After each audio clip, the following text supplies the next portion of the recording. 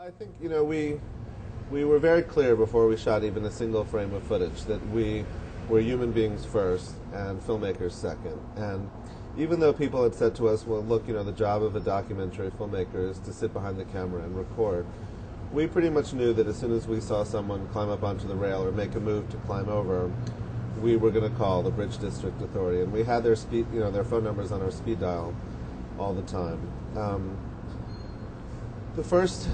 In the beginning of the year, in January and February, we really, as much as we tried to find people on the bridge, we weren't able to do that. And what we saw were the splashes in the water.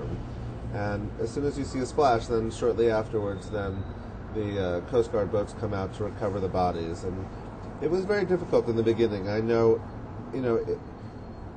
even in the abstract, when you haven't really seen something, just knowing that someone has died, sort of shakes you inside. And it was hard for the crew. It was hard to watch the bodies being pulled out of the water. It was, in a way, though, I think it prepared us for the time in February. I was actually the one shooting when we saw someone in the telephoto, in the close-up. It was such a strange experience. It was a man who was jogging one minute and talking on his cell phone, and he was laughing. And he hung up his phone, took off his glasses, and climbed up onto the rail, and then he ended his life. And every expectation you have that it would be someone crying or someone pulling their hair or pacing back and forth, it's like undid everything that we were looking for. And it's a very difficult thing to watch someone die. It's not something that you really look forward to. And this idea that we were out there waiting for people to die isn't exactly right. I mean, we were bearing witness to something we knew was happening, and we did try to interrupt that whenever we could. Sometimes we were successful, and we did save people's lives during the year, and sometimes, no matter what we did, we couldn't stop them. So the experience of watching the film is meant in many ways to replicate what we were witness to that year at the bridge. And I didn't really want to make a point of, we saved people, this was our policy. In a way, it felt to me more powerful to leave those as questions for the audience to figure out, rather than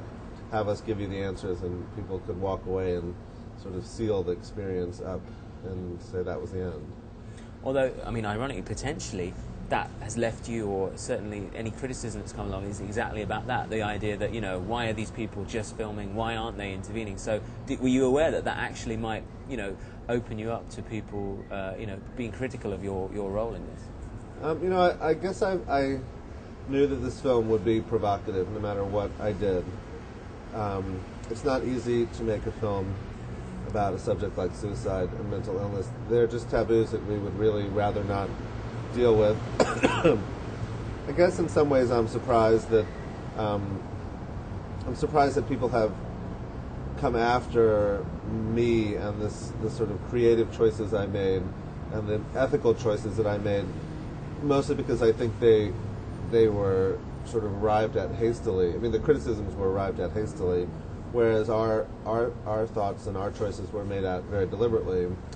And I think once people see the film, they really don't have that same sense of, this is morally wrong. I think they realize the film is more sensitive than that. And if we wanted to make a movie that was exploiting these jumps, or it was just about the footage, I never would have spent the year interviewing, families. And we did 120 hours of interviews with families and friends and witnesses.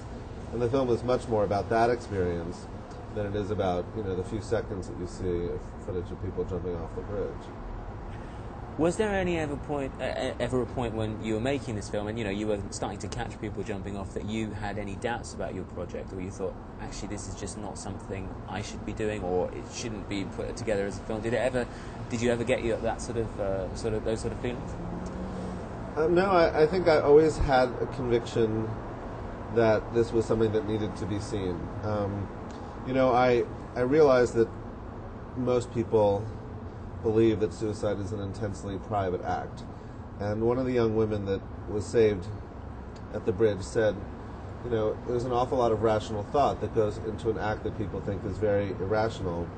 And when people choose the Golden Gate Bridge, I think they do it because it's a beautiful place, because it's almost always fatal when you jump off the bridge, and because the rail is so low that a 7-year-old could climb over it.